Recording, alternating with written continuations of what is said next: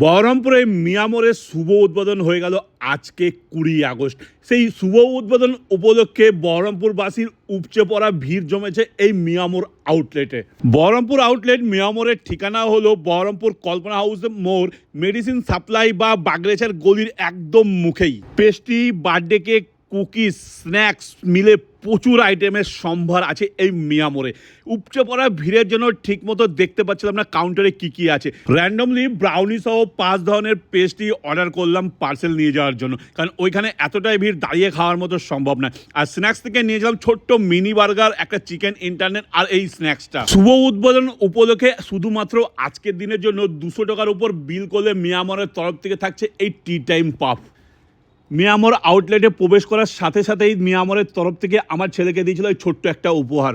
মিয়ামরের quality ও স্বাদ নিয়ে নতুন করে কিছু বলার নাই, কিন্তু মিয়ামরে ভিজিট করলে এই ম্যাঙ্গো পেস্ট্রিটা একবার ট্রাই করতে পারো। আমার অসাধারণ লেগেছে এই কেকটা।